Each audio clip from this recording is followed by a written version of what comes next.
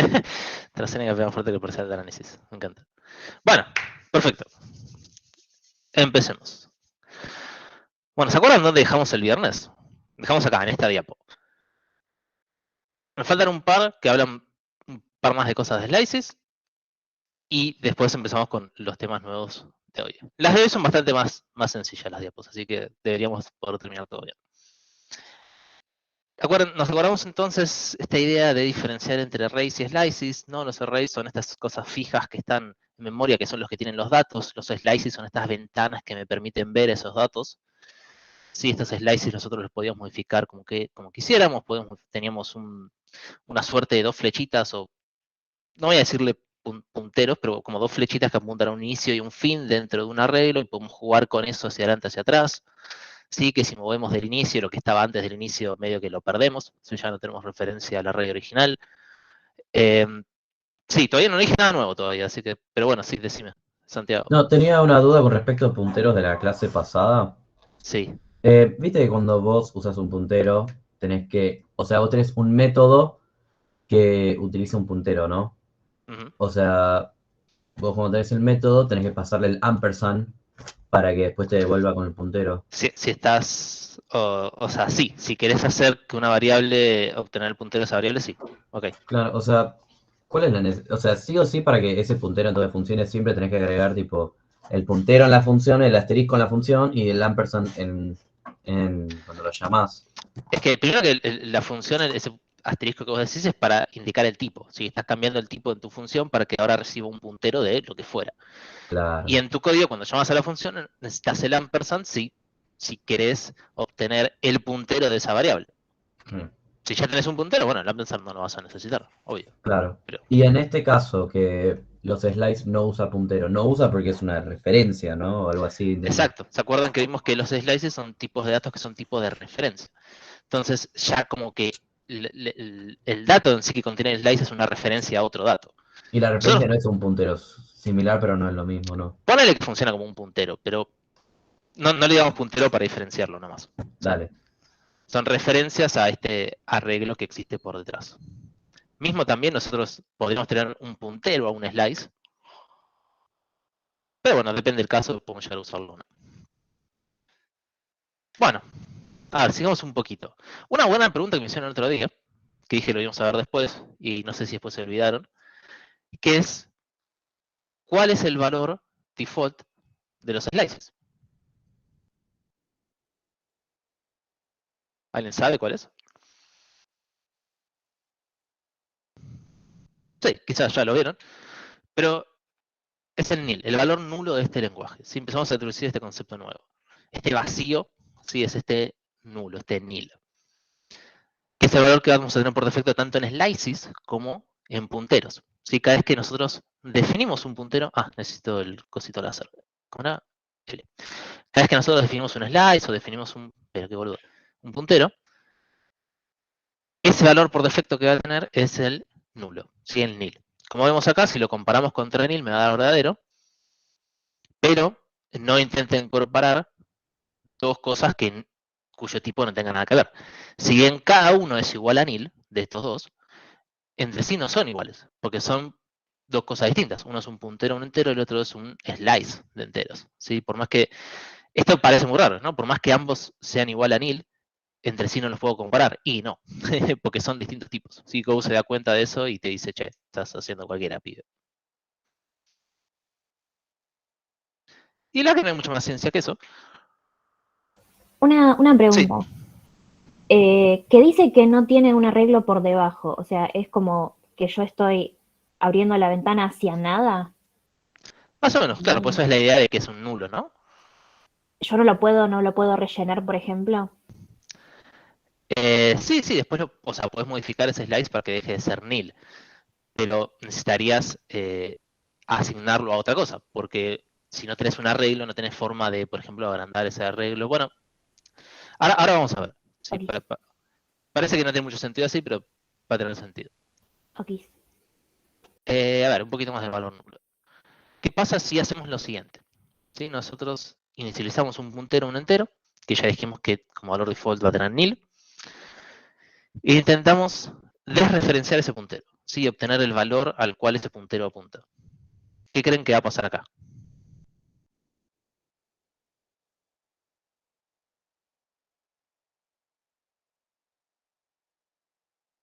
¿Va a tener nil también?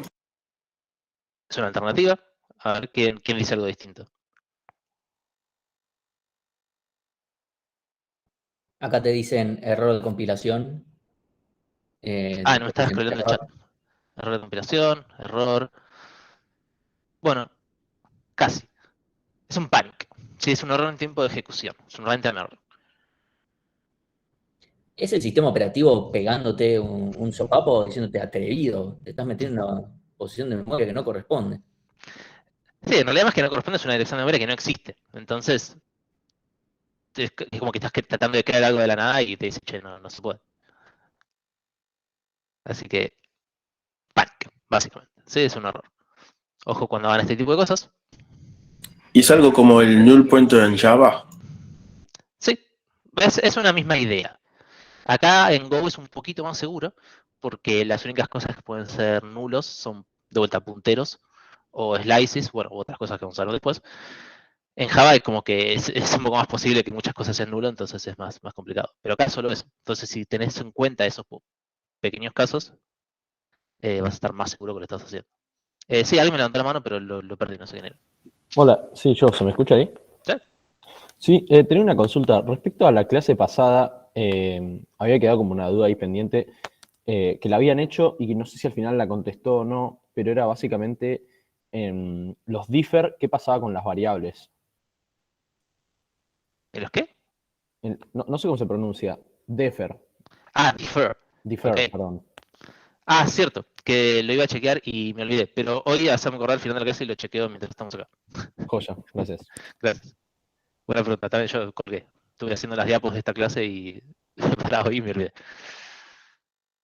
Bueno, bien, entonces. Punteros no podemos referenciar nulo porque morimos. Bien. Sigamos un poco más. Más slices.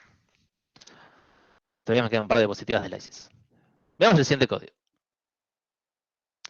Tenemos dos Perdón, en la slices. Sí. diapositiva nos decía que un pointer puede ser nulo también o flashé. Está diciendo que no puedo desreferenciar dir porque dir es nulo, es nil. Y un int no puede ser nulo, es verdad. Claro. Está bien, está bien. Y si corriera este código, este es el error que me mostraría. ¿Sí? Claro, ok. Bueno, avanzando un poquito entonces. Volviendo a slices. Tenemos estos dos slices de acá. El primer slice va a ser nulo porque nunca le asignamos nada. El segundo slice es un slice vacío. ¿Sí? Fíjense la diferencia. El primero es un slice nulo, el segundo es un slice vacío, es decir, que yo inicializo el slice con longitud 0, capacidad 0, ¿sí? Y si yo intento obtener la longitud o la capacidad de cada uno, me van a mostrar lo mismo, ¿sí?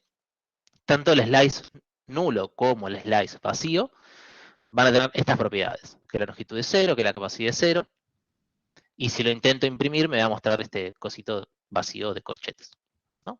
Después, si comparo el primero con nil, que es lo que ya vimos que ya es verdadero. Si yo comparo el segundo con nil, ¿qué creen que me va a mostrar? Falso. Falso o verdadero, ¿no? Son las únicas dos opciones. Pero, exacto, me va a mostrar que es falso porque está vacío, pero no es nulo. La gran pregunta ahora es, ¿qué pasa al final? ¿Slice 1 es igual a Slice 2? ¿Ustedes qué True. dicen? No. Para mí es true porque el code es raro. No confío. Falso. ¿Verdadero? ¿Falso? Ok, la realidad es que ninguno tiene razón. Vamos a tener un error. Alguien por ahí lo dijo en el chat. Claro, porque uno es un slide y otro es un arreglo. ¿No? No, los dos son slices. El tema es que los slices no los puedo comparar entre sí. No está implementado en Go el operador de comparación para los slices, ¿sí? Entonces, lo único con lo cual yo puedo comparar un slice es con el nulo, porque lo hice acá arriba. Si intento comparar dos slices entre sí, voy a tener este error de acá. Si hubiese sido dos slices en nil, por ejemplo, También falla. Estoy 95% seguro que también falla. ¿Por qué pasa esto así? Porque los de Go dijeron, ¿sabes qué? No quiero comparar slices. Y chao, toma, tenés este error. Sí, es un diseño de lenguaje, básicamente. ¿Qué hay que hacer para comparar? Lo que dice Martín. Tenemos que agarrar cada uno de los elementos de cada slice y comparar a mano. ¿Por qué? Cabe. Fede, perdón, pero ¿cuál era la diferencia entre len y cap? La longitud es la cantidad de elementos por las cuales yo voy a poder acceder con el slice. La capacidad es el tamaño que tiene el arreglo que está por detrás del slice. Ah, gracias, buenísimo.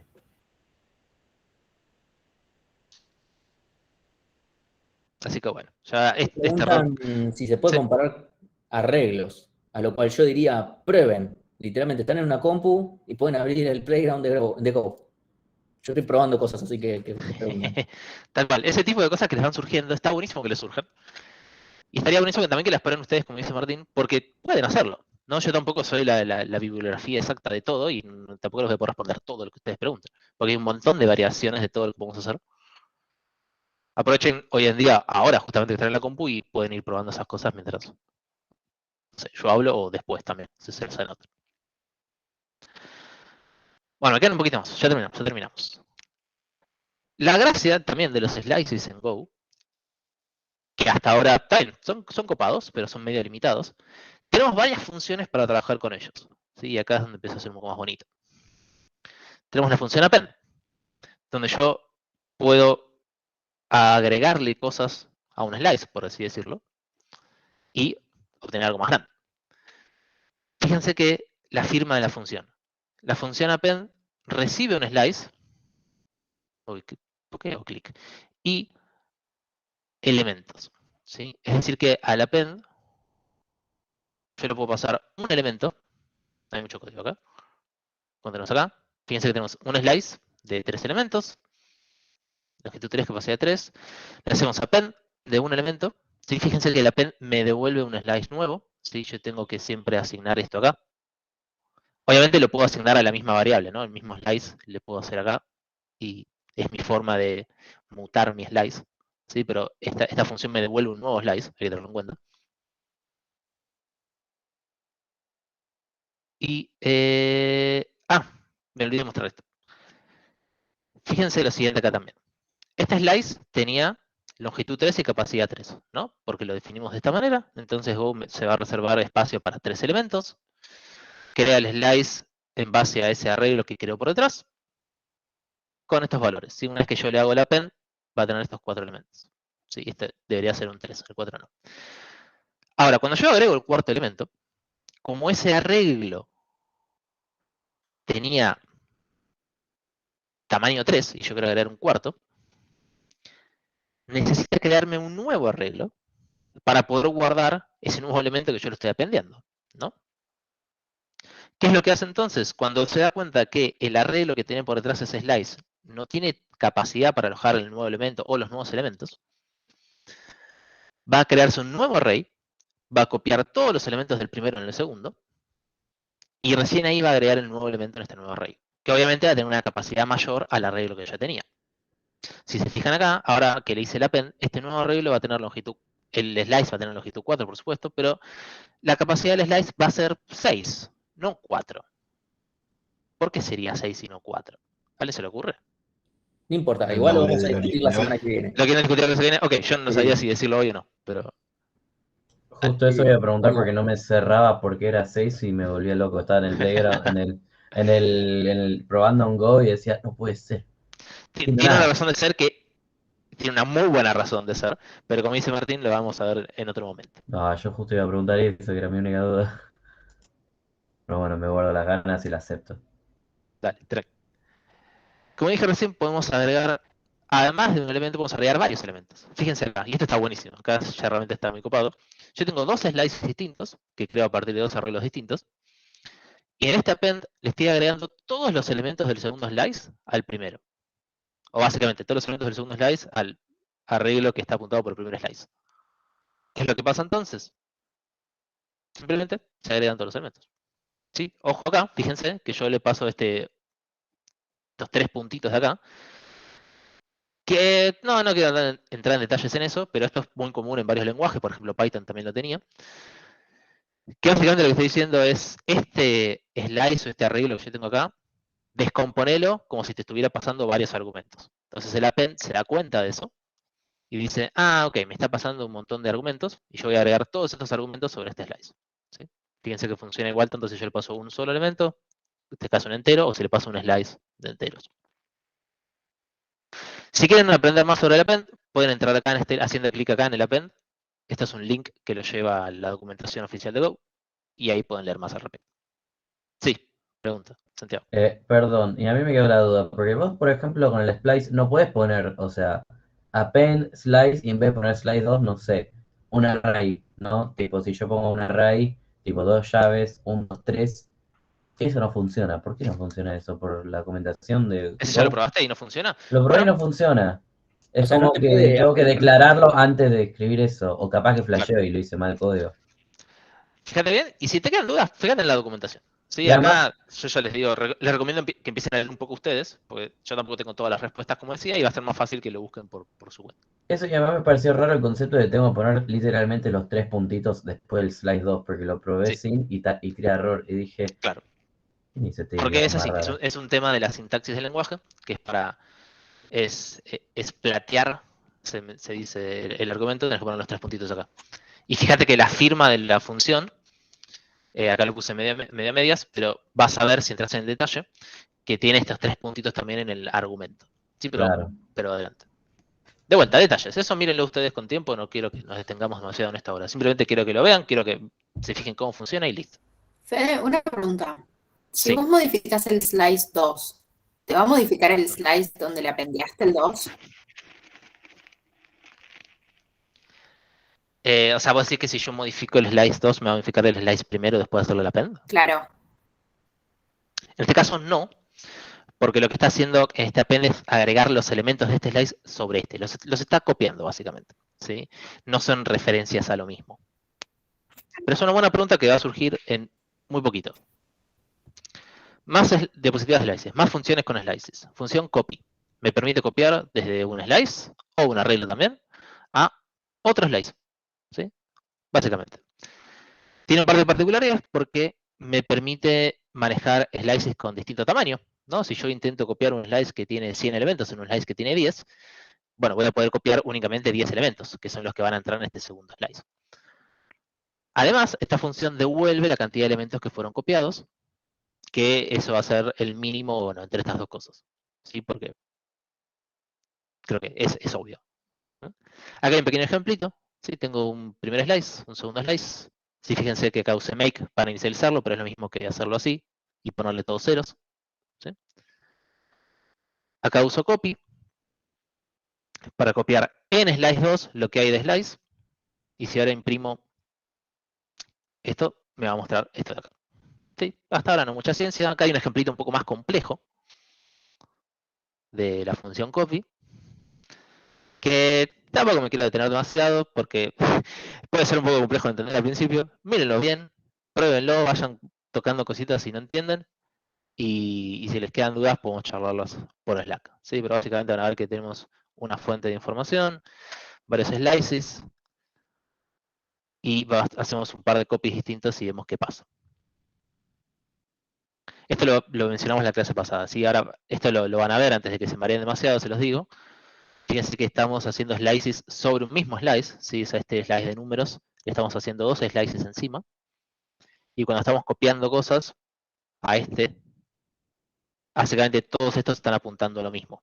Entonces se van a modificar los 3. ¿No? Si yo les muestro los resultados, van a ver algo así que se van a remarear si no se los digo, pero tranqui. Otra cosa, pruébenlo con tiempo, ¿sí? Así lo van incorporando de a poco. Sí, los TPs lo van a poder resolver con todo lo que decimos nosotros, va a ser suficiente. En la mayoría de los casos, si queda algún detalle, sí, lo pueden ver en la documentación, por supuesto.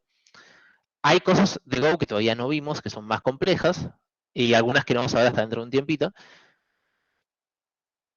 En esos casos, no usen esas cosas más complejas, resuelvan con los temas que vimos. Si del tema de slices nos falta ver ciertas cosas, no sé, alguna función específica, algún comportamiento específico, eso sí lo pueden agregar. Pero, por ejemplo, no usen mapas todavía porque no sabemos ni lo que es un mapa. ¿Se entiende? A eso voy. Bien, volvemos. Más slices. Slices 8. Y este también es muy copado porque el range es una forma de poder iterar sobre estos slices. ¿Sí? La verdad que el for típico con los puntos y comas, como teníamos en C, con los 3 argumentos, la verdad que se usa muy poco. Yo lo uso muy poco. Este lo vamos a usar 1000 y 1.000.000 de veces. Básicamente es como los for in range que tiene Python. Sí, funciona igual. La gracia es que este range es una palabrita reservada, ni siquiera es una función. Yo se lo aplico a un slice o a un arreglo también. Y puedo iterar ese slice tanto por índice y valor, o solo valor, solo índice, o si solo por índice, el valor no es necesario. Tenía que haber puesto un ejemplito con ambos, Mira, pero esto me devuelve dos valores, índice y ¿el último valor. no es por valor? No, el último es por índice. ¿Ah, sí? Ok. Sí. Como decía, esto me da dos valores. Bueno, índice y el valor que tengo en cada una de las posiciones. Si no quiero usar alguna de las dos, puedo usar el guión bajo para decir, che, esta variable no la quiero usar. No le asignes a nada, no guardes la memoria. ¿Sí? Y esto lo hace bien Go, no como Python, que es medio de mentira el guión bajo. Acá si nosotros le ponemos guión bajo a alguna asignación, Go no se va a guardar la memoria de ese resultado. ¿Sí? Es más eficiente que Python en ese sentido. Porque básicamente le estamos diciendo, che, no quiero usar esta variable. No guardes esa información. Un ejemplito de cómo usar esto, lo vemos acá a la derecha. ¿No? Si queremos usar la función index para encontrar qué posición tiene un elemento en un arreglo o en un slice. Iteramos, si hacemos for índice y valor en el range de este arreglo, que en realidad este arreglo es un slice. Me fijo cuando encuentro el valor, devuelvo el índice. ¿Sí? Típico. Y si no encuentro el valor, tengo un return acá abajo para indicar que hubo un error.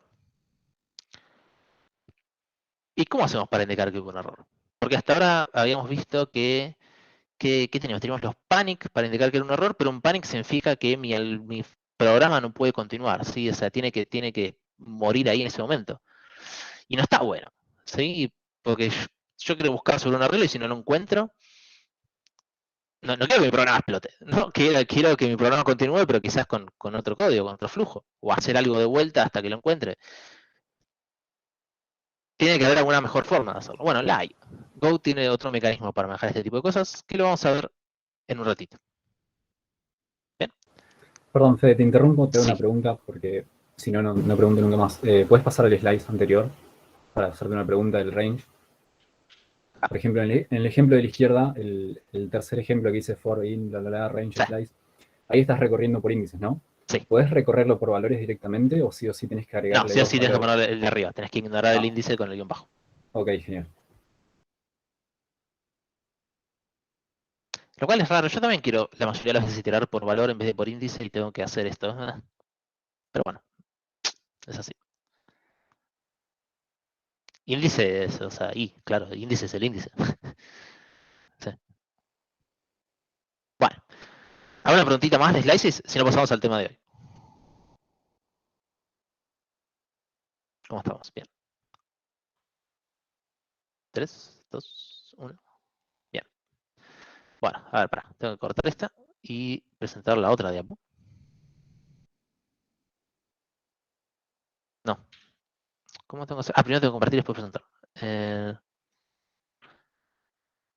Esta de acá. Presentación. Puntero. No, ¿qué toqué? Este. Qué quilombo, siempre hay que tocar 25 y llena de cosas. Bueno. Tema nuevo. Nueva clase. Me quedé pregunta. Si reconocemos por valor, no deberíamos tener esos valores en memoria. Claro, o sea, ya están en slice. O sea, te vas agarrando de una. Como el for que hace siempre. Si no tienes nada, no. Bueno, estructuras en Go. Sí, mejor conocido como structs. Y otras cositas que si nos queda tiempo las vemos. ¿Qué es una estructura? Gran pregunta.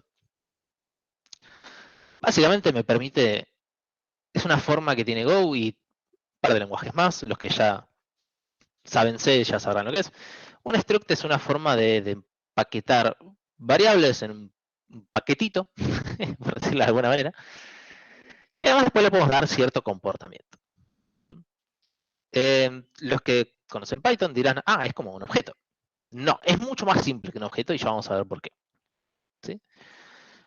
Quédense con esta idea de que es como una cajita que adentro tiene campos, que tiene, o miembros, como podemos decirlo así, de distinto tipo, que tienen cierto valor, y que después le podemos agregar un poquito de comportamiento. A través de definirle métodos, como vemos acá. ¿Cómo usamos un struct? ¿Cómo lo definimos? Ejemplo más simple de todos. ¿Sí? Tenemos el tipo punto. Si lo estamos haciendo acá es definir un nuevo tipo, que va a ser un struct. Este nuevo tipo va a ser punto. Y acá le estamos diciendo que este punto, este struct punto, va a tener dos campos o dos miembros. X e Y, ambos van a ser enteros. ¿Sí? O sea, es un punto de dos dimensiones. Nada muy loco. ¿No? Esta es la definición de nuestro tipo punto. ¿Cómo lo usamos? Para inicializarla, ven que acá estamos definiendo una variable P, cuyo tipo va a ser el nombre de este punto que nosotros definimos acá arriba. Y la forma de instanciarlo, o de crearlo, mejor dicho, va a ser llamar al nombre del struct, entre corchetes, y le pasamos cada miembro el valor que nosotros queremos que tenga. ¿Sí? Se darán cuenta que le estamos pasando para el campo X el valor 1 y para el campo Y el valor 3. ¿Sí? Hasta acá debería tener todo sentido, nada muy raro. Otra forma, o mejor dicho, sí, en realidad es lo mismo. Yo puedo obviar ciertos campos al momento de crear un struct. Fíjense acá, ahora estoy creando un nuevo struct al cual solamente le estoy pasando el campo Y. ¿Qué valor se imaginan que va a tener el campo X? 0. Perfecto. ¿Sí? Porque es el valor default de los enteros. ¿Sí? Para cada campo que yo no le asigne un valor explícito, va a tener el valor default para el tipo que sea. Y acá es donde realmente se empieza a ver la utilidad que tienen estos valores por default, más allá de definir variables, que es cuando nosotros hacemos structs, y cuando tengamos structs complejos, porque vamos a tener structs complejos con varios campos, que, bueno, ahora vamos a ver más cosas, nos va a pasar muchas veces que queremos siempre quedarlos con algún valor default, ¿no? Los que, por ejemplo, ya conocen Python, se acuerdan que podemos mandar en Python argumentos con valor default. Por ejemplo, cuando teníamos el constructor de una clase, le poníamos un valor default que queríamos que tenga y le asignábamos. Bueno, Go no tiene esa feature porque tenemos esta feature de valores default ya por tipo. ¿Sí? Entonces ya podemos manejarnos con eso. A ver, ¿qué más? Otra forma de inicializar un struct sin necesidad de pasarle el nombre de los campos es pasarle los valores directamente. O sea que si ya sabemos que le vamos a pasar todos los campos a este struct, podemos obviar de tener que pasarle el nombre de cada campo y Go va a inferir que se los estamos pasando en el orden en el cual están definidos acá, ¿no? Entonces, este de acá abajo es equivalente a este de acá arriba.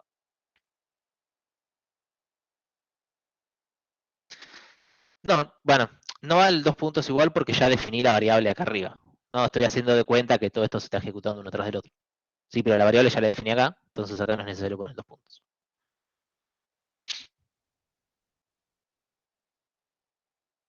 Sí, Santiago.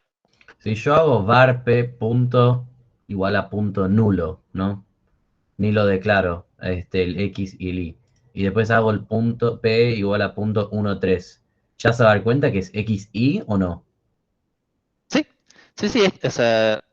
esto se da cuenta solo porque como vos estás pasando la cantidad de argumentos, que es la misma que la cantidad de campos que tiene el struct, los va a tratar de mapear en el orden en el cual están definidos. Entonces el primero va a mapearlo al primer campo, que es el X. El segundo, al segundo campo, que es el Y, y no tengo más, entonces ya está.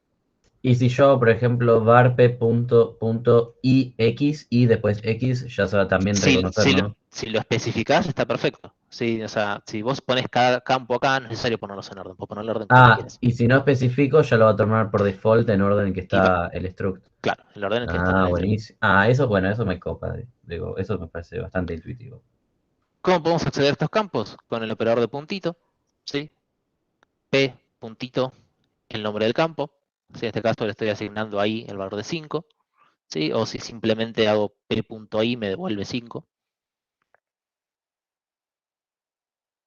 Puedo, no, ¿dónde está? Acá. Puedo crear un punto sin pasarle ningún argumento. ¿Sí? En este caso también va a tener por default, bueno, veo que ya lo spoileé acá arriba, pero esto va a tener por default ya el valor por default que tiene los enteros. Entonces estoy creando un punto en el 0, 0. Porque ambos campos van a ser 0. Perdón. Sí. Perdón. Fede, perdón. ¿El punto, vos pusiste ese nombre porque sí o es default? ¿Qué nombre? Time, punto. O sea, la estructura gramatical de lo de acá arriba es type, que es la palabrita reservada, para decir, che, estoy definiendo un nuevo tipo, el nombre del tipo que yo estoy definiendo, que acá puedo poner lo que a mí se me antoje, y después la palabrita extract para decirle, che, esto es un extract.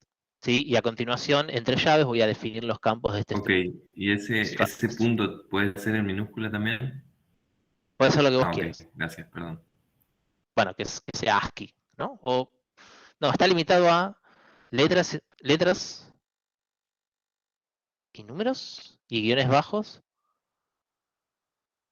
pero no puede empezar, bueno, la típica convención de nombres que tiene la mayoría de los lenguajes, salvo Python, que ahora no me acuerdo del detalle exacto, pero si usas letras, está bien. Bueno, hasta acá todo bien. Perdón, ahí te hicieron una pregunta en el chat que es importante, que si la estructura punto está en mayúscula, ¿qué significa? Sí, pueden Gracias. acceder. Como dice Lu, exactamente, como yo estoy definiendo con mayúscula, esta estructura, si esto estuviese dentro de un paquete, por ejemplo el paquete math o matemáticas, lo estoy exponiendo. Entonces, si estoy exponiendo ese extract lo voy a poder usar desde fuera del paquete. ¿Sí? La idea de mayúscula y minúscula se aplica para todo lo que nosotros definamos dentro de un paquete. Como ya vimos, constantes o variables, funciones y también structs.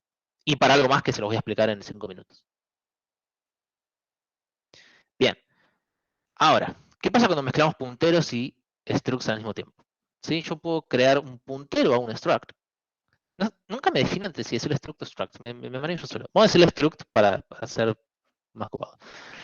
Yo puedo definir un puntero a un struct de igual manera que el cual yo puedo definir un puntero a cualquier otro tipo. Sí, fíjense que acá yo estoy creando un punto, igual que como lo creaba acá a la izquierda. A eso le estoy obteniendo el puntero o la dirección de memoria. Y le estoy asignando una variable que es de tipo puntero a punto. Nota mental, cambiar el ejemplo para no usar punto porque acá se complica hablar. Ahora, como verán, puedo hacer exactamente lo mismo que ya hice antes, simplemente acordando de ponerme el ampersand, y esto ya automáticamente me genera el puntero de lo que sea que esté definiendo a continuación. Y la gracia es que yo puedo acceder de igual manera al struct, tanto si es un puntero o si no es un puntero.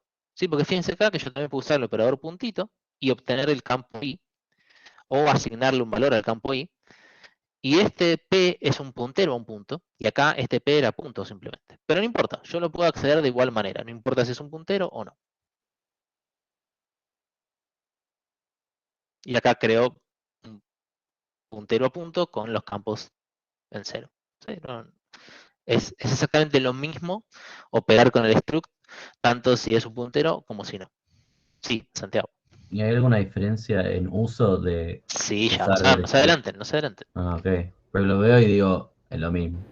Por ahora es lo mismo, No exactamente. solo es lo mismo, ¿por qué querría yo complicar agregando punteros? Es lo que estaba pensando, literalmente. Es una muy buena pregunta. Vamos a tener razones para hacerlo. Otra forma de hacer esta última línea de acá, si yo quiero crear un puntero a un extract vacío, puedo usar la funcioncita new, pasándole el tipo que quiero crear, y me lo va a crear. Sí, es simplemente lo mismo, equivalente a hacer esto de la izquierda o esto de la derecha. A Martín le gusta recordarme que está bueno tener en cuenta esto y acordarnos de que cuando nosotros estamos creando estos stacks, le estamos pidiendo memoria al sistema operativo, ¿no? Para decirle, che, guardame memoria para crear un objeto de este tipo, ¿sí? Y esa memoria, ¿dónde está? O sea, es memoria dinámica al fin y al cabo, ¿no? Y esta palabrita new quizás nos ayuda a acordarnos de eso.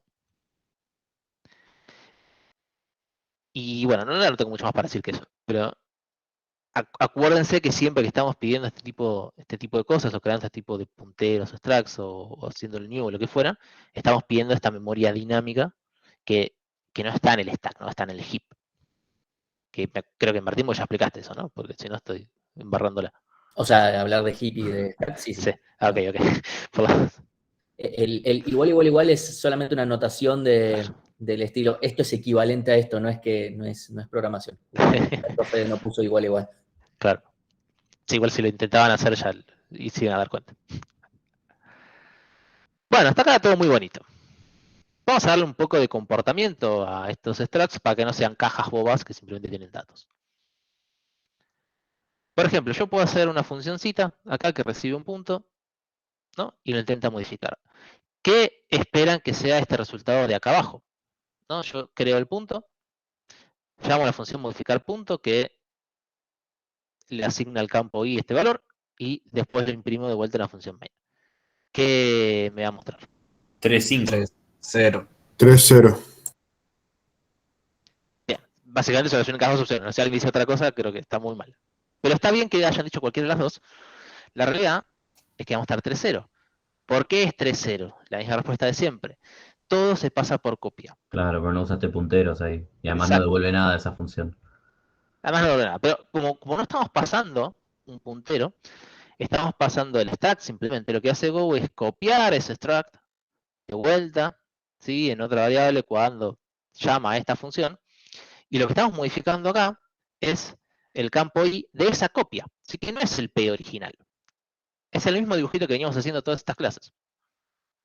¿Sí? Entonces nunca estoy modificando el original. ¿Qué es lo que tengo que hacer entonces para modificarlo? Bueno, pasarle un puntero. ¿Sí? Fíjense, cambió dos cositas. Recibe un puntero y ahora estoy desreferenciando P. Ahora sí, estoy modificando el punto original que tenía desde acá afuera. Bien, lo mismo que hacíamos ya en todas las otras veces.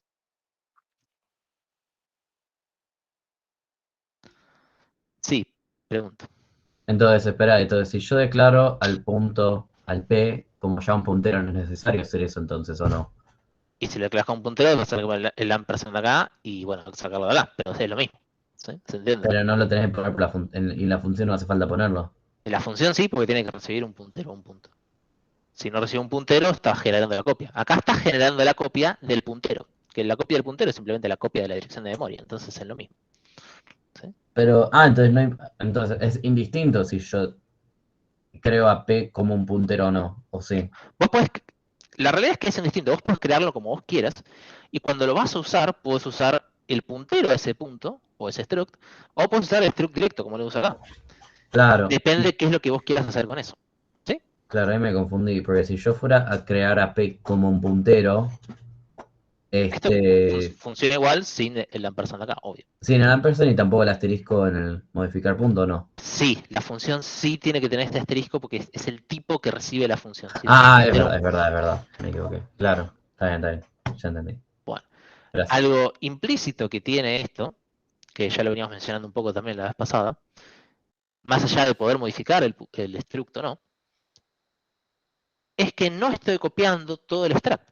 Estoy copiando simplemente la dirección de memoria, que es un numerito, es un entero. Ahora, eso es bastante conveniente.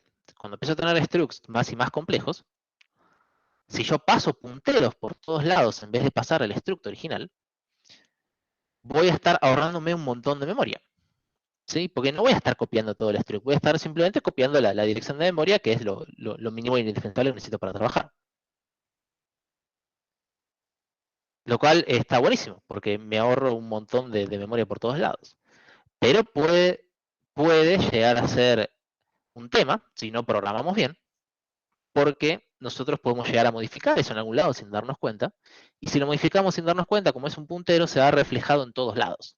¿Sí? Así que hay que tener cuidado cuando trabajemos con punteros, porque son muy beneficiosos, pero hay que trabajar con cuidado para no hacer cagadas. ¿Sí? Por defecto, como más allá de nosotros, ¿no? Lo que dice el lenguaje, que es lo que se recomienda hacer, es trabajar siempre con punteros. Hay un refrán o una suerte de guía oficial de Go que dice, bueno, si no sabes si usar un puntero o no usar un puntero, usa un puntero. La realidad nosotros tratamos de aplicar eso, a veces no nos importa tanto, pero es una buena práctica usar siempre punteros, siempre que podamos. ¿Sí? Bueno, avancemos un poquito más. Ahora sí vamos a darle un poco de comportamiento a estos structs. ¿Sí? Si bien esta función me permite modificar este punto, es una función que recibe un tipo, hace algo con ese tipo, y lo que fuera. A estos tipos nosotros podemos empezar a definirle comportamiento con lo que se llaman métodos en este lenguaje. ¿Sí? Fíjense la sintaxis de acá. El punto es el mismo, ¿no? Tipo punto struct, que tiene sus dos campitos, y a este punto le vamos a definir dos métodos. ¿Sí? ¿Cómo me doy cuenta que algo es un método? Porque tiene esta cosita de acá adelante que se llama receiver. Este receiver le estoy diciendo que va a ser para el tipo punto, ¿sí? Este es el nombre del punto al cual yo voy a estar usando. Y a continuación se define como una función normal. ¿Sí? Esto es lo mismo que ya vimos, la función de distancia del origen, que devuelve un float, calcula la raíz cuadrada de esto, qué sé yo, o sea, ¿cómo se llama esto? La norma, ¿sí? Me lo devuelve. Pero fíjense la diferencia, que es que no es que yo recibo el punto acá, como argumento de la función, sino que el punto es el receiver de esta función, ¿sí? De este método, mejor dicho ahora. La función de abajo es lo mismo, solo que el receiver ahora es un puntero a un punto, en vez de simplemente un punto. El método recibe otro punto, porque lo que estamos haciendo es la suma entre dos puntos. Como estamos haciendo la suma, vamos a devolver un nuevo punto, con, bueno, la suma de cada uno de los miembros, bla, bla, bla. Sí, este detalle es lo que no nos importa. Lo que nos importa es la firma de estos métodos. ¿Cómo se usa esto? Bueno, tanto si hicieron Python o C, a esto les va a resultar parecido. Nosotros podemos definir, bueno, nosotros definimos nuestros puntos. Tengo el punto 1 con 1, 3, el punto 2 también 1, 3, pero ojo, es un puntero a un punto, ¿sí? Y fíjense cómo lo llamo. Yo agarro el struct que creé y igual que como accedía a los miembros o a los campos, uso el operador puntito y llamo al método que está definido por este tipo, ¿sí? Fíjense que acá para el struct P1 yo estoy llamando al método de distancia del origen, ¿sí? Esto en realidad me está volviendo un valor que acá estoy ignorando, pero bueno, eso es obvio. Lo mismo hago para el punto 2, ¿sí? Llamo al método de distancia del origen. Fíjense que sigo usando el operador puntito, independientemente de si es un puntero, un punto, o es simplemente un punto, ¿sí? A mí no me interesa, es lo mismo, es transparente. Lo mismo acá abajo, ¿sí? Por ejemplo, acá defino un punto 3, que va a ser la suma entre P1 y P2. Fíjense que P1 era punto. ¿Sí? Llamo al método suma, que recibe un punto. Entonces acá tengo que desreferenciar el puntero, porque P2 era un puntero a un punto. Si hago la suma al revés, es lo mismo. Fíjense que llamar al método no cambia, por más que esto sea un punto o sea un puntero a un punto. Obviamente lo que sí va a cambiar es el argumento de la función, porque acá P1 no tengo que desreferenciarlo, porque P1 ya es un punto. ¿Sí? No es un puntero como P2. ¿Bien?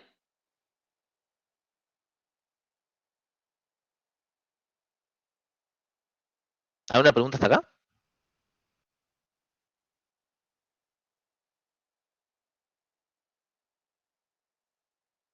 Bueno, continuemos un poquito más. ¿Qué más tenemos con esto? Para más métodos, ¿sí? Fíjense acá cómo definí el punto, que se acuerdan que podíamos hacer esto en los argumentos de una función. Bueno, acá también. ¿Sí? Como son del mismo tipo, yo los defino en la misma línea, separado por coma. Y acá lo que estoy haciendo es definir el método setX que recibe un entero y le setea ese valor al atributo o al campo X del punto, del struct punto. Entonces yo acá defino un punto, llamo al método setX pasándole un entero y muestro el punto. ¿Quién me va a mostrar por pantalla esto? 1, 3. Opción 1, 1, 3. ¿Alguien dice otra cosa? 5-3, porque setX estaría modificando X. Bien, podría ser la otra opción. ¿Alguien dice una tercera opción? Espero que no. Error, panic. Ah, Bueno, podría ser, ¿no? Pero no. En este caso va a ser 1, 3. ¿Sí? ¿Por qué? Porque por más que parezca que esto tendría sentido que fuera 5, 3, porque el receiver de la función no es un puntero. Acá también está generándose una copia del punto y esto está afectando a la copia de ese punto. ¿Cómo tengo que hacer entonces para definir un método que modifique a un struct? Lo mismo de siempre. Lo meterle hago como un punteros. puntero, exactamente. ¿Sí? Pero Y ahí no fíjense, estaba poniendo el ampersand. no, porque yo puedo acceder a los métodos, ¿sí? No importa si el receiver es un puntero o no es un puntero, yo puedo llamar a P y cualquier método sin importar si el receiver es un puntero o no. Internamente Go lo que hace es, che, está llamando acá con un puntero, ok, obteneme la dirección de memoria de esto. Sí, pero ahí lo hace internamente Go. Nosotros no tenemos que preocuparnos por eso. Perdón, pero si le pongo un ampersand atrás del 5, ¿me tira un error o qué le pasa? Sí, porque estás haciendo otra cosa. Este 5 no es esto. Este 5 es el parámetro que tiene acá el método. ¿Sí? Y el parámetro que tiene el método es un entero. No es un puntero entero. ¿Sí? Me explotó Inclusive la es cabeza. importante destacar que ampersand 5 no tiene No sentido tiene porque sentido. decía, ¿dónde está la posición de memoria donde se aloja el 5? Y es, el 5 no está en ningún lado, entonces no, fallaría en tiempo de compilación. Además, sí. Claro. Pero si en vez de un 5 fuera una variable, igual no tendría sentido por lo otro, ¿no? Porque recibe un tipo distinto. Los receivers son medio especiales en ese sentido, por eso. No es necesario que el struct en el cual estamos llamando al método sea un puntero no para poder llamarlo. ¿Sí? Eso es lo que quiero que se lleve.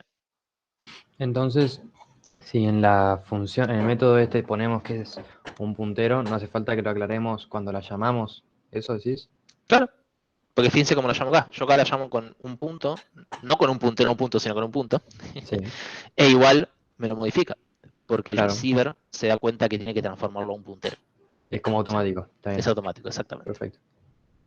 ¿Y el caso sin puntero, qué hace entonces? El de acá a la izquierda, lo vemos acá, no hace nada. En realidad sí hace. Me genera una copia del punto, me modifica esa copia, y después esa copia se pierde en el éter porque... ¿Puede devolver algo? Sí, si yo quiero puedo devolver esa copia, pero tendría que manejarlo distinto. Yo acá tendría que recibir la copia y todo el tiempo generarme copias. ¿Qué ojo? Sería un método estático. No. Sería un método, pero que trabaja con copias. Entonces estaríamos generando copias de puntos todo el tiempo. Que Puede en ser, algunos lenguajes puede estar bien. Acá está mejor visto que usamos los punteros. Porque para eso está. Sí, en todo caso tiene sentido si vas a hacer algo donde solamente se calcule algo sin modificar la estructura. Ahí es donde tendría sentido. Si está bien o no tan bien, bueno, eso es más Es difícil. tipo un método estático. No es estático. Olvídate de la definición de método estático. Olvídate de eso. Acá no existe eso. Sí, además no es eso. Pero no. Eso es otro paradigma, así que no. Si en un momento se dan cuenta que tienen que pasar un puntero y no están pasando un puntero o es al revés, se van a dar cuenta. El compilador les va a decir bastante amigablemente, che, ¿querés recibir un puntero y estás pasando un no puntero? O sea, date cuenta. Es fácil. Posta que el compilador es bastante amigable en ese sentido y se van a dar cuenta. O sea, les va a pasar muy seguido que se van a olvidar de referenciar algo, pero por lo menos el compilador les va a decir. Bien. Bueno. De vuelta, ¿hasta acá todo bien? Ahora vamos a agregarle un nivel más a los structs. Sí, hasta ahora viene fácil.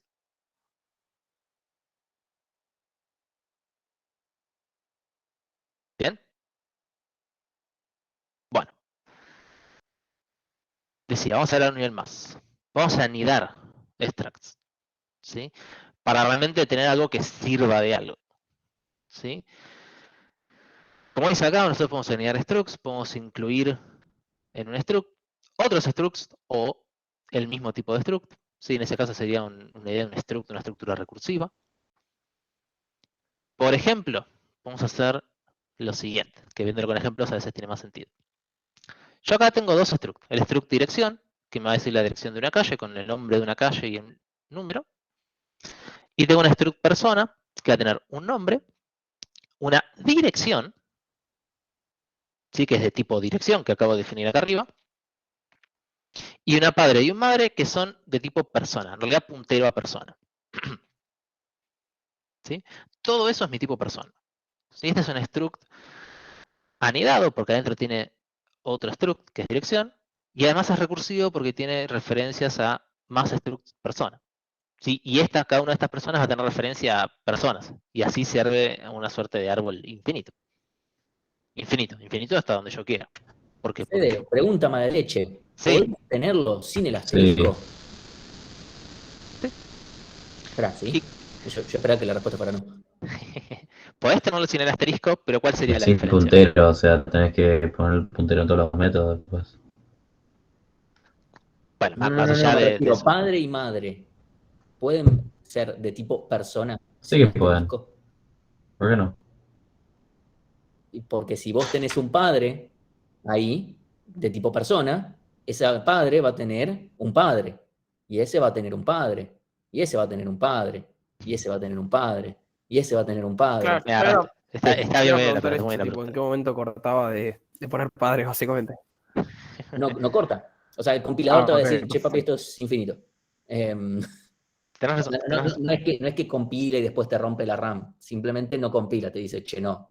Tenés una estructura que es recursiva infinitamente. Al haber un puntero, eso no pasa. ¿Por qué? Porque el valor por defecto es nil. O sea, no hay nada y está todo bien. O sea, no tiene como valor una estructura con todo el espacio que eso implica. Por eso es que las estructuras recursivas no las podemos implementar sin punteros.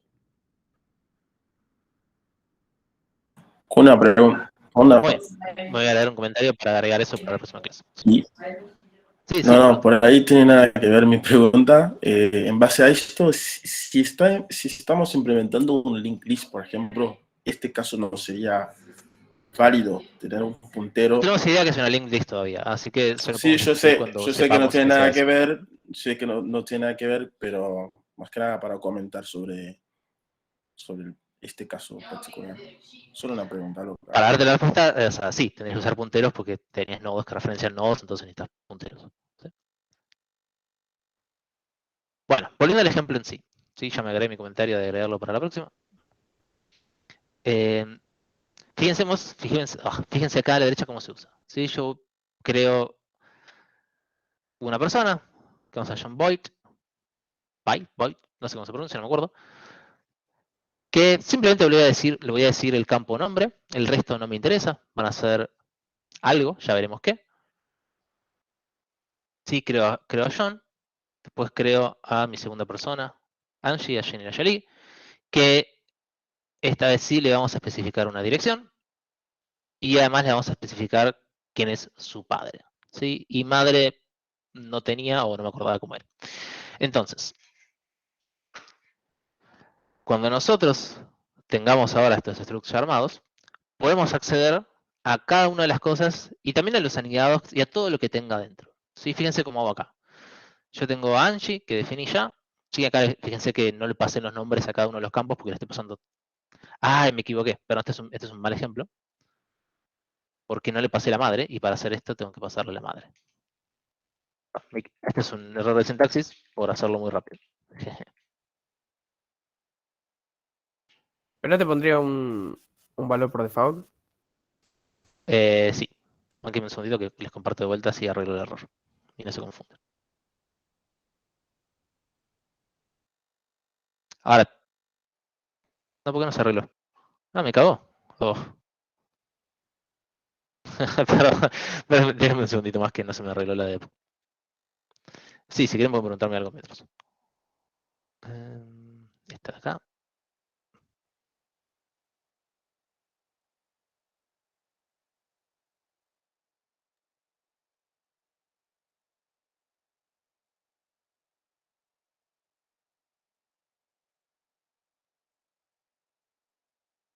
¿Me escuchan?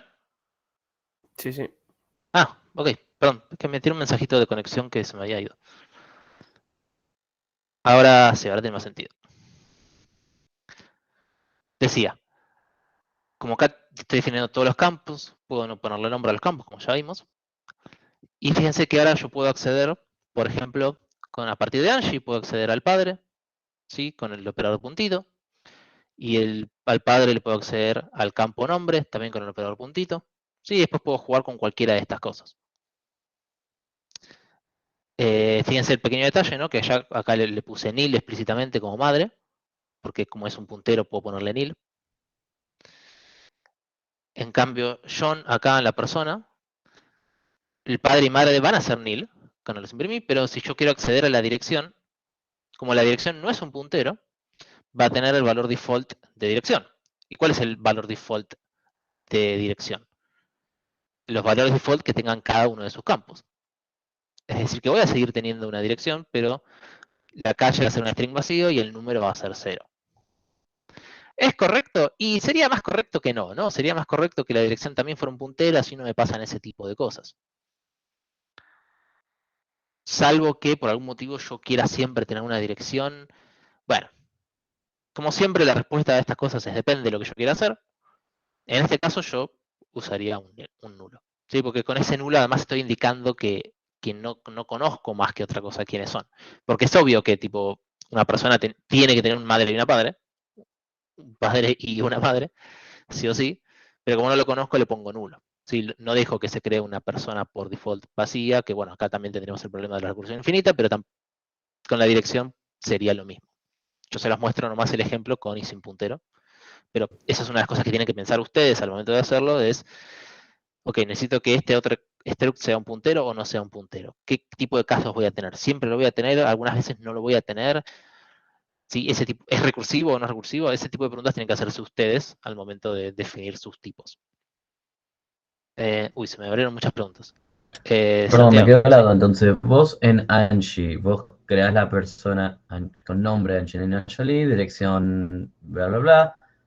De sí. padre, solo el nombre estás poniendo. Que O sea, John, cuando yo defino el padre, estoy creando una persona claro. cuyo único campo es el nombre. Y en ¿sí? Todo el madre, como resto, pones sí. nil, no solo estás anulando el nombre, sino estás no solo esa palabra, anulando Anulando. madre, ¿o no? Estoy anulando todo el campo sería, claro, Pero porque ¿por qué le pones un coma al lado de nil? O sea, eso es un detalle del lenguaje. Está bien que lo haya marcado, creo que nunca lo mencionamos.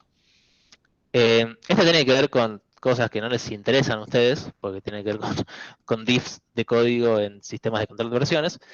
Pero fíjense que yo acá me armé una listita, ¿sí? Esta es la sintaxis recomendada por Go. Antes de ponerlo todo en una sola línea, que es infinitamente largo, cada elemento lo pongo en una línea. ¡Qué boludo! Lo pongo en una línea. Y el último elemento también tiene que tener una coma al final. Por más que sea el último. ¿Por qué? Porque sí. Tiene una explicación que no se la voy a dar porque no importa. y una pregunta más tengo. Si yo quisiera darle una dirección a John, Sí. ¿se lo puedo dar desde Angie o sí lo tengo que declarar en John todo? No, podrías, porque acuérdense que los campos yo se los puedo asignar en cualquier momento, no es necesario que se los asignes al momento de crear el struct. Entonces yo acá podría hacer angie.padre.dirección igual tal cosa e igual funciona. Ah, claro. Ok. Mariana, sí, me vos. Sí. Cuando yo le pongo nil a la persona de la madre, si yo quisiera poner, por ejemplo, angie.madre.nombre, ahí Vas que a tener un problema. Porque como la madre es nil, después vas a estar intentando acceder al campo de nil. Y eso es un error. Va a ser el mismo error que teníamos antes cuando intentábamos desreferenciar el nulo. Sí. Va a ser el mismo tipo de error. Quizás con un mensaje levemente distinto, pero va a ser lo mismo. Ok, gracias. Profe, una consulta. A mí no me quedó claro por qué ponemos nil y no dejamos que lo tire por default, digamos. Porque fíjate que acá no puse el nombre de cada campo. Entonces, si yo no pongo el nombre de cada campo, tengo que pasarle sí o sí todos los campos al momento de crear mi struct. ¿Sí? Ah, claro. Si yo pusiese los nombres, podría dejarlo Podés vacío. obviarlo, porque podías dejarlo vacío porque el valor default es nulo. Entonces ya te pondría el nil solo por vos. Ah, perfecto. Acá se lo tuve que poner porque por eso. Claro, muchas gracias. Bien. Perfecto. Continuemos un poco más.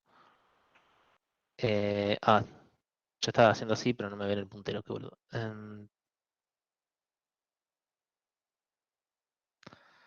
Bueno, a ver, ¿qué más tenemos? Nos falta poquito. Además de anidar con campos, podemos anidar por métodos. ¿Sí? Yo acá estoy asumiendo que tengo los mismos struct que tenía recién. Fíjense que yo puedo definir para dirección el método str, que me va a, no sé, dar un string con el formato lindo de la calle. Y puedo tener el método dirección de la persona, que me da un string con los detalles de su dirección. ¿Sí? Y acá yo llamo a Angie.dirección y estoy componiendo esta dirección en base a los campos que tengo en la clase de persona y además a métodos que tengo en campos que tengo en el struct en el struct persona y métodos y campos que tengo en los structs anidados. Bien. Fíjense que acá estoy llamando al método str de dir, que es el struct anidado dentro de persona.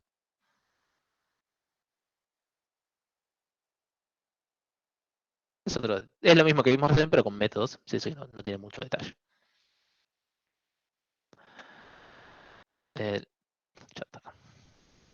Bueno, y lo siguiente que les voy a mostrar a continuación es algo sí bastante peculiar de este lenguaje que no lo he visto en otros lados, que está muy bueno, pero quizás no van a entender por qué está muy bueno todavía. Perdón, tengo una pregunta, Sí, Fede. sí. ¿Esto de str es tipo un método reservado como era en Python? No, es un método. Ah, No existe esa idea de métodos reservados. o sea, le pusiste str porque pintó, básicamente. Sí, porque pintó. Ok, perfecto. Gracias.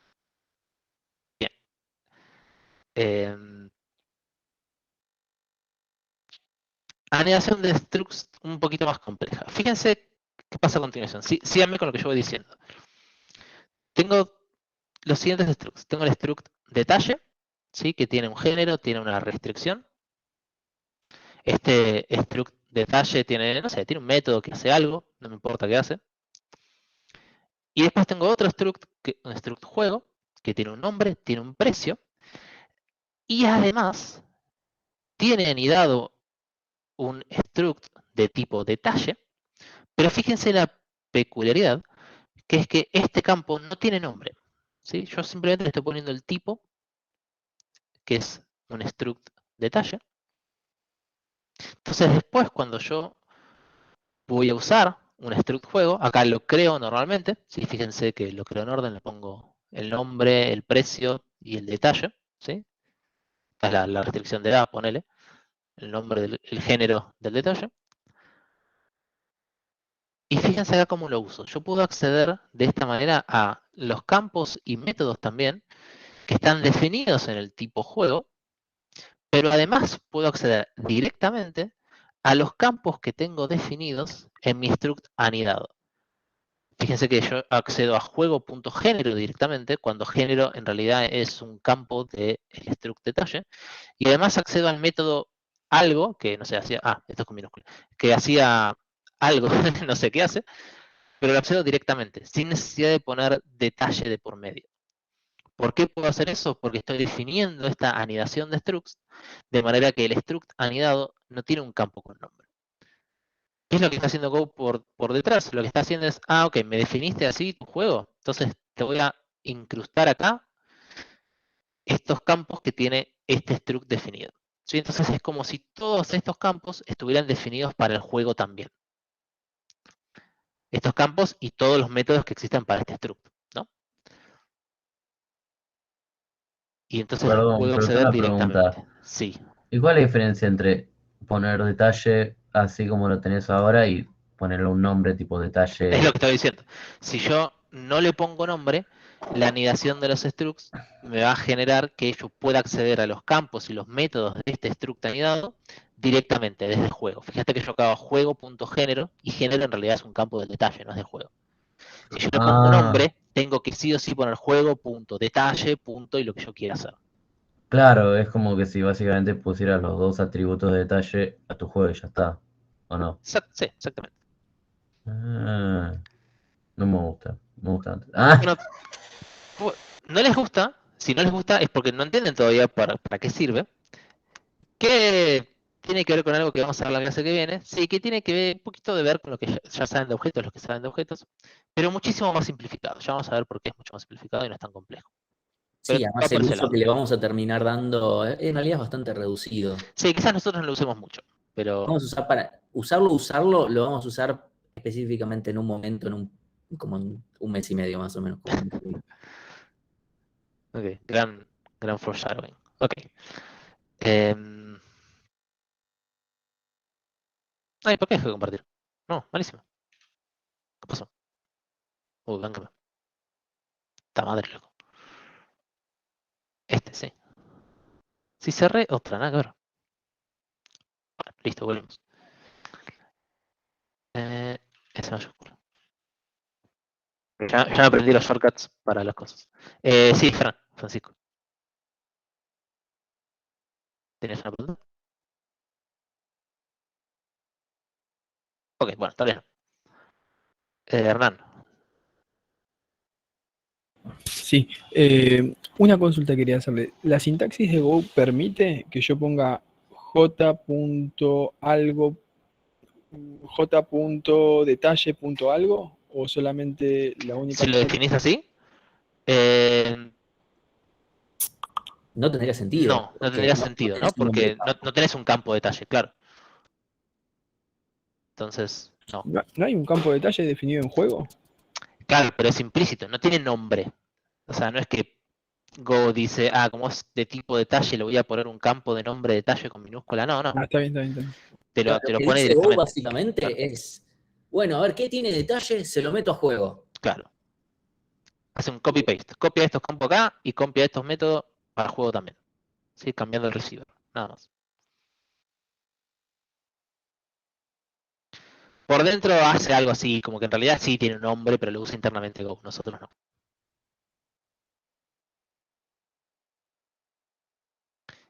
Bueno. ¿Alguna pregunta acá? Hasta acá sí, hay una pregunta, Julián. Pregunta, ¿esto es infinito hacia para adentro? A ver si se entiende. El juego tiene detalle, sí. Pero suponete que detalle tenga lo mismo de algo de otra estructura, sigue funcionando. O sea, puedo llamar a j.género y si tiene detalle, qué sé yo, rol. Sí, tiene otro truc. Listo, perfecto. Me agarró la mini duda, estoy 99% seguro que sí. Pero deberías. Si querés, probalo, pero deberías poder. Sí. Y, profe, una consulta. Si dentro de detalle, en vez de tener género, por ejemplo, yo tuviese nombre, y yo llamo a j.nombre, ¿qué pasaría? ¿Me agarraría el nombre del juego o el de detalle? Gran pregunta. Y la verdad que no sé. No me acuerdo. Bueno, Otra cosa que podemos ver al final de la clase. Me acuerdo de estas cosas y las probamos en vivo, así Yo las vemos. pruebo. O Martínez puede ir probando porque está el pedo. Bien. Bien. ¿Alguna pregunta más? Si no, pasamos de tema. Me queda un ratito. Sí. Bueno, no hay más preguntas. Pasamos un poquito de tema. ¿Se acuerdan hace un rato que les dije cuando estábamos haciendo la función index, ¿sí? de un slice para obtener en qué índice estaba cierto elemento? Devolvíamos la posición cuando lo encontrábamos usando el range, pero cuando no lo encontrábamos, ¿qué hacíamos? ¿Cómo manejábamos ese error? Bueno, en Go los errores se manejan de la siguiente manera. Va a haber un tipo especial que se llama error, que en realidad, ¿qué es esto? Bien, lo vamos a ver en la clase que viene, pero que nosotros lo vamos a usar para indicar que hubo un error en cualquiera de nuestras funciones. ¿Sí? ¿Y cómo lo usamos? Básicamente vamos a devolver un error cuando corresponda. Fijaros, por ejemplo, cómo funciona la función ATOI del paquete de strcomp. ¿Sí? ¿Qué es lo que hace ATOI? ATOI me transforma un string en un entero, si puede, ¿no? Entonces, siguiendo el código, va a intentar convertir esta cadena en un entero y me va a devolver dos cosas. El entero, si es que lo puedo convertir, y un error. ¿Sí? Y esto es lo que vamos a hacer siempre para manejar errores. ¿Qué es lo que hacemos a continuación cada vez que tengamos una función que nos puede devolver un error? Tenemos que chequear si ese error es distinto de nil. ¿Qué es lo que estamos diciendo en otras palabras?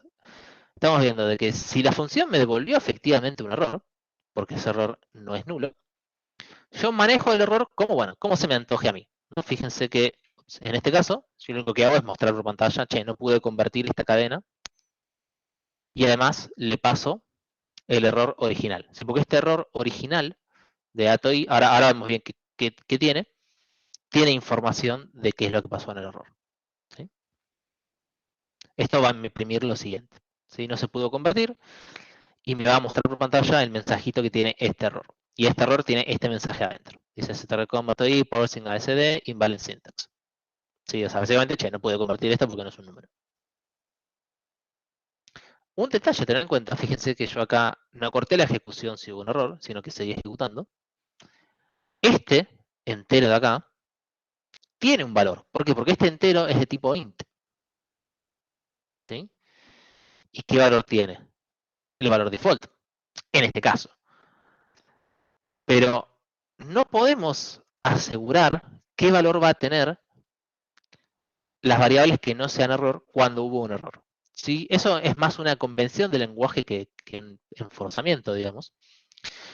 Pero lo que deberíamos hacer nosotros cuando tenemos funciones que devuelven errores, ¿sí? Vamos a tener siempre, las funciones que devuelven errores van a devolver un tipo o más tipos y un error, ¿sí?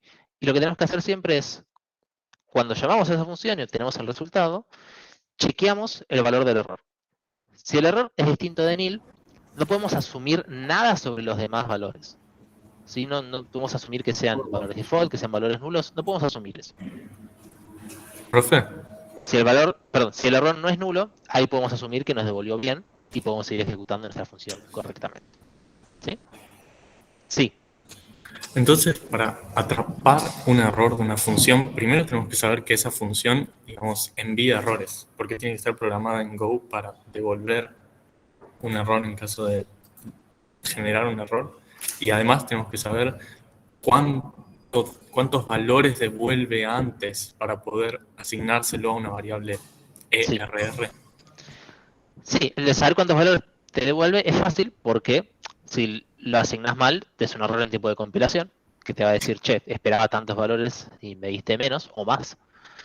Y los IDEs o los editores de texto hoy en día son copados y te dicen para cada función que te devuelve, entonces sabes qué asignarle. Ok, pero puede haber funciones que no devuelvan errores. Okay. Sí, porque hay funciones que pueden no fallar. Sí, hay funciones que pueden no fallar y no devuelven errores. Entonces, en ese caso son más fáciles de manejar. Okay, gracias. Fijémonos un ejemplo hecho por nosotros, ¿no? Fíjense el import que tengo que usar para manejar errores. Ahora hagamos de cuenta que tengo esta funcioncita que me conecta a un servidor pasándole una IP y me devuelve un servidor o un error. Y no sé, tengo código, chequeo algo, y si no se cumple esa condición interna, yo manualmente voy a decir que hubo un error y voy a devolver nulo como primer parámetro, porque este era un puntero, entonces devuelvo nulo, y como segundo parámetro me creo mi error. ¿Cómo me creo un error? Usando el paquete errors, la función new, y pasándole un mensajito acá. ¿Sí?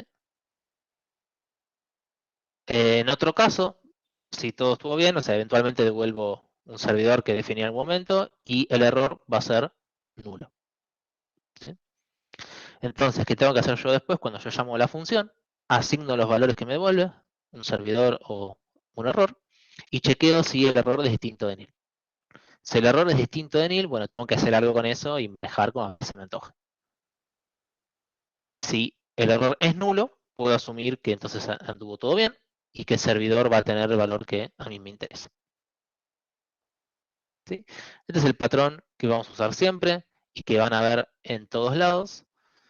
Y a veces se ve bastante, porque generalmente tenemos funciones que llaman a muchas funciones y cada una de esas funciones puede devolver un error, entonces vamos a ver un montón de veces este tipo de manejo, if, error, cinto de nil, hacer tal cosa. Este es una de las features del lenguaje que son medio controversiales, ¿no? Porque la verdad que no conozco ningún otro lenguaje que maneje los errores de esta manera, y mucha gente dice, che, hacer esto es una paja, la verdad, es un bajón del lenguaje. Pero bueno, en el fondo, el argumento para hacer esto es que uno, es intuitivo, y es obvio cuando algo falla. Los que usen Python, ¿se acuerdan que en Python en realidad nunca sabíamos si una función levanta una excepción o no? Tipo, era medio místico, tendría que ver la documentación de la función para saber eso y tendría que esperar que la función esté bien documentada primero. En otros lenguajes estáticos, tipo Java, bueno, yo ya sé cuándo levanto una excepción y me obliga a manejarla. Pero la idea de hacer esto es que si yo no quiero manejar la excepción, lo tengo que hacer de manera explícita. Es decir, que acá tengo que o asignarle el error a nada o evitar hacer esto. Y es como más claro cuando yo tengo que manejar el error y cuando no quiero manejarlo explícitamente, es claro que no lo quiero manejar. Si quiero ignorar el error, podemos hacer lo que dice Martín, de asignarle un guión bajo, ¿sí?, a ese argumento que no nos interesa. Entonces nos vamos a guardar memoria para ese error. Otra de las particularidades que tiene Go, con el Go format puntualmente, es que si definimos alguna variable que después no usamos, el programa no compila, es buenísimo. Entonces te obliga a limpiar tu código y que no te quede basura dando vuelta. Entonces si llegases a definir esto así, pero nunca manejaste el error, te va a decir, che, guardaste error pero nunca lo usaste, fíjate. Y ahí decidís vos si querés obviarlo, porque eso es medio kamikaze, o si querés manejarlo correctamente.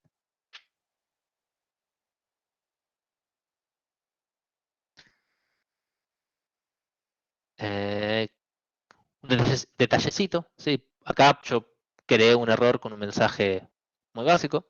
Otra forma de crear un error es usando el paquete format con el método errorf, y yo le puedo básicamente interpolar un string o generar una cadena con formato para pasarle argumentos, ¿sí? Porque me gustaría que en mi mensaje de error me indique, por ejemplo, che, ¿con qué IP no me pude conectar? Ah, con esta IP que me dice acá. Y lo pienso, hubiera estado bueno mostrar acá, porque este error que me devuelve, yo puedo obtener este mensaje, ¿sí? Y con ese mensaje, no sé, lo puedo imprimir, lo puedo loguear en algún lado, o puedo hacer algo puntual para ver qué es lo que está pasando, ¿sí? Generalmente, estos mensajitos de error van siempre en minúscula. ¿Por qué? Porque otra de las particularidades del manejo de errores es encadenar estos errores uno tras de otro, y cada error que encadena al anterior tiene un cachito más de mensaje. Entonces esos mensajes se van encadenando, y si todos los mensajes están en minúscula, la frase que termina quedando al final tiene un poco más sentido de que si tengo mayúsculas en lugares medio random. No se preocupen demasiado por eso, porque la clase que viene lo vamos a ver mejor, porque nos falta un detallecito de esto de errores, que todavía no lo puedo explicar porque tengo que explicar algo de la clase que viene, pero sepan que ya lo pueden ir manejando y los pueden ir usando si lo necesiten usar.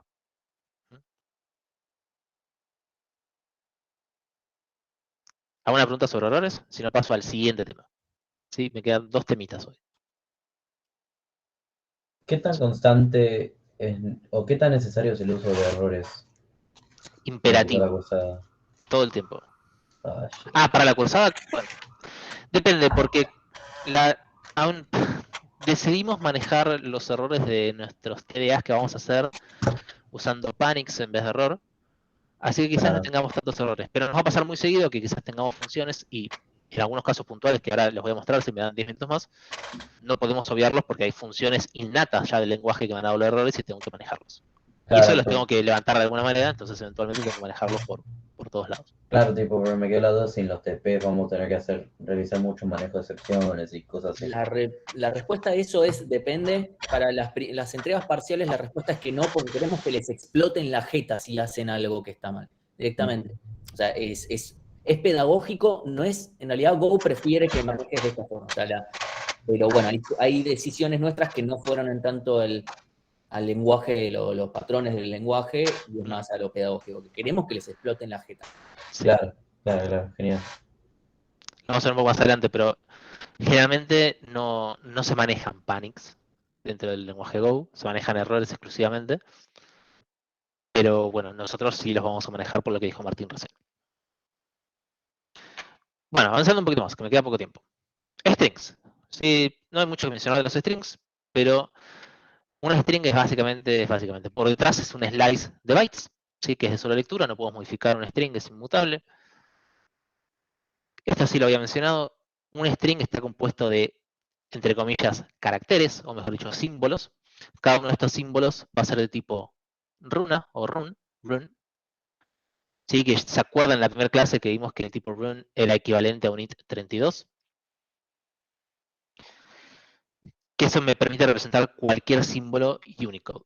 En C, cada char, los que vieron C, un char asterisco tenía chars y cada char me representaba solo un byte. Acá tenemos 4 bytes, entonces podemos representar un montón más de caracteres. En realidad, todos los que existen, ¿no? Porque no tenemos 4.000 millones de caracteres, tenemos muchos menos, entonces con 4 bytes es suficiente para representarlos todos. En llamadas, las cadenas siempre están encodeadas con UTF-8. A ustedes no les dice nada esto, así que si no entienden esta parte, no importa. Un poquito de uso de strings. Por ejemplo, fijémonos en la siguiente función. ¿Sí? Yo voy a iterar esta cadena, que tiene caracteres ASCII y caracteres no ASCII. Acá dice Konnichiwa algoritmos 2.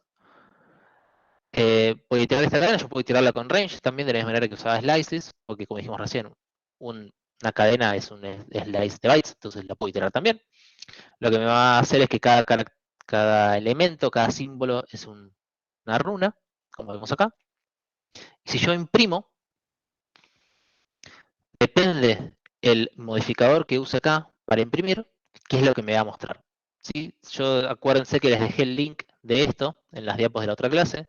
Chequéenlo porque es importante para hacer este tipo de cosas.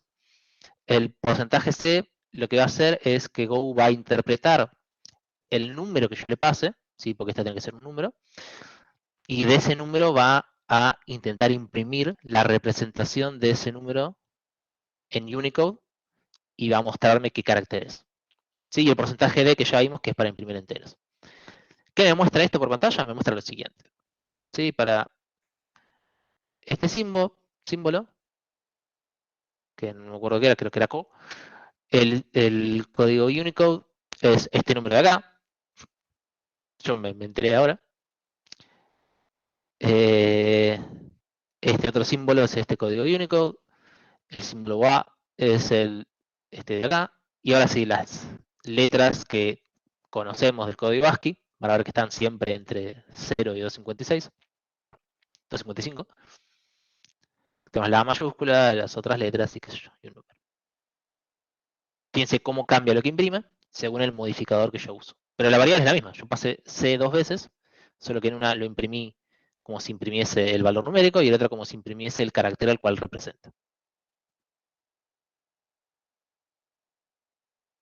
No hay mucha ciencia de todo esto. Los strings también son bastante copados en C, de hecho están muy bien trabajados. Hay una infinidad de funciones para trabajar con strings. En el paquete strings van a poder importar todas estas. Por ejemplo, acá les dejo un par. Ver si una cadena tiene tal prefijo, ver cuál es el índice de tal subcadena en tal cadena, reemplazar esta ocurrencia por esta ocurrencia tantas veces. O sea, hay un montón de estas funciones, la verdad que son un montón. Pueden chequearlas obviamente en la documentación oficial. Sí, cada vez que la tengan que usar, esto les va a ser re útil cuando quieran usar TPs, más que nada. Ahí van a decir, esto se puede hacer con strings y van a ver que probablemente la mayoría de los casos sí se puede. Entonces les ahorra unas cuantas líneas. Bien, no hay mucho más de strings, eso es todo. Último tema de hoy. Que me quedan, si ya lo termino, si lo termino. Tema input usuario, que hasta ahora lo veníamos obviando, no lo habíamos mencionado. Sabemos cómo mostrar por pantalla, pero nos falta saber cómo leer de una terminal. Bueno, el siguiente código me explica cómo. No lo había mostrado porque esto puede tener errores, por eso estaba esperando hasta este momento. Fíjense cómo funciona acá. Sí, voy a usar el paquete buff.io y uso un escáner, lo que se conoce como un escáner, pasándole como entrada el std, el estándar input. Esto es muy parecido a C, los que saben C les resultará parecido. ¿Qué es lo que hago a continuación? Yo voy a escanear, ¿sí? Hasta, yo acá puse un break explícito, ¿sí? Pero la función scan me devuelve true o false cuando llega al final del archivo, al EOF. Si yo quiero cortar antes, lo puedo cortar de esta manera. Si me fijo en este escáner, qué texto escaneó, básicamente. Si es vacío, por ejemplo, yo acá decido cortar. Y si no, muestro en pantalla lo que leí. Sí, esta funcioncita hace eso nomás. Y después de cuando terminamos de escanear, el escáner pudo haber tenido algún error, haber salido con algún error. Es necesario chequear que el escáner no tenga ningún error. ¿Sí? Si hubo un error, en este caso lo muestro, pero podría hacer más cosas. Parece medio engorroso, pero termina siendo bastante fácil. No se preocupen demasiado. Algo que en Python era una línea, acá son como 5, pero bueno. Hay que acostumbrarse nomás. Mejor no digamos cuántas eran en C, ¿no? En C eran un poquito más que estas, estoy seguro. E implicar liberar memoria y cosas así. Es un buen step forward. ¿Por qué está bueno hacerlo de esta manera? Porque leer un archivo es prácticamente igual.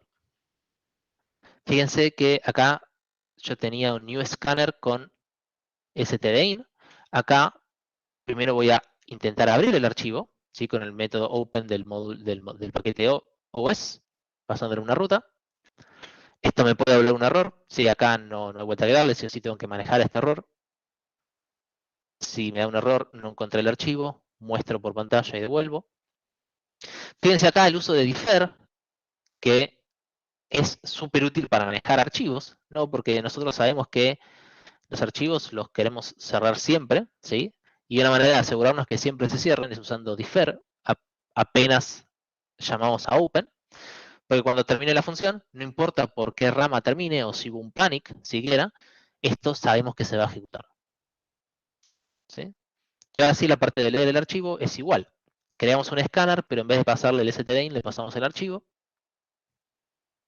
Hacemos un for scan. Esto, cuando llegue al final del archivo, me va a volver false, entonces el ciclo va a terminar solo. Y de vuelta, chequeo si hubo errores, por si ocurrió algo raro en el medio, de si, no sé, se desconectó el archivo, el disco duro, no sé, algo medio raro, chequeamos el error. No vamos a tener este tipo de errores generalmente, pero bueno, hay que chequearlos por las dudas. ¿Sí? Pero bueno, no es nada complicado, es muy parecido a lo que hicimos recién para el input de usuario. Por último, si leemos de un archivo, podemos escribir en un archivo. Y es muy parecido. En vez de llamar a open, llamamos a la función create, que me va a crear el archivo. Mismo tengo que chequear el error, de vuelta si no lo pudo crear. Llamamos a close con defer. Creamos un writer, en este caso, en vez de un scanner, pasándole el objeto archivo, ¿sí? Este que decimos acá. Objeto, esta cosa que me vuelve, que es un struct, un puntero a un file. Se lo paso acá. Y acá, por ejemplo, no sé, yo estoy iterando una lista de strings y voy a escribir en mi archivo, con mi data writer, cada uno de estos strings. Si voy a escribir uno de estos por línea. Entonces me va a quedar un archivo de 3 líneas, una con cada uno.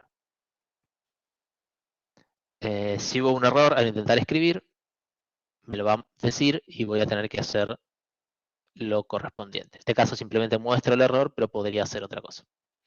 Acá hay un argumento que estoy obviando, que tiene que ver que el byte string además me devuelve la cantidad de caracteres que escribió, pero acá no me sirve de nada, entonces lo obvio. Y finalmente el flash, que es un detalle, también lo podría haber hecho con defer, ahora que lo pienso, pero es para asegurarme que las cosas se manden al archivo en el momento en que se cierra la función y no después. porque por si no sabían, cuando manejamos archivos en disco duro no se escriben en ese momento, sino que se genera un buffer y se mandan las cosas de a buffers, y nada, no importa. Detalles que no importan demasiado, pero es una buena práctica poner siempre el flash, si es que lo queremos hacer. Sí, pero no debería, igual como lo último que hace es hacer close, no debería en ¿Hacer el ese- flash? Es una buena pregunta la que lo decís, no estoy seguro. Para ser honestos, el ejemplo que, porque yo nunca en mi vida manejo archivos con Go, el ejemplo que vi hacía el flash manual y me pareció que había que dejarlo. Pero podría leer la documentación para ver si hay que hacerlo. Sí, no, me sonaría que, bueno, el file.close dice, bueno, faltó hacerle flush, se lo hago. Vamos con el flash. Claro, sí, pero bueno, no sé. Quizás no lo quieren forzar para que quede, viste, por si no querés, porque si no querés, ¿y qué haces entonces? Bueno, no sé. En fin, detalles. Que a nosotros la verdad que no nos interesa. Si hacen el flash o no, la verdad que a ustedes no les va a cambiar mucho. Pero bueno, es una buena práctica hacerlo. Bien, terminé por fin. Esta vez sí terminé con todo lo que quería dar. La clase de hoy fue sencilla, fue cortita. Me pasé solo 5 minutos. Bueno, debería decir fin por ahora, porque el viernes también vamos a ver un par más de temas, que ya deberían ser prácticamente los últimos, ¿sí? Sobre el lenguaje en sí. Ya vimos prácticamente todo. Así que ya falta poco. Ya casi tenemos todas las herramientas para hacer lo que necesitemos durante el cuatrimestre. Términos del lenguaje, ¿no? Nos faltan herramientas cognitivas porque no sabemos los temas, pero bueno. No sé si decirlo cognitivas. ¿Serían herramientas teóricas? Algo. Algo. Sí, Santiago. Después la grabación de las dos partes de la clase lo suben al Drive, ¿no? La teórica ya está subida, la práctica... No, no la subimos al drive, la subimos al canal, como siempre. Al canal de YouTube. Ah, ok. Incluso ya paro de grabar acá.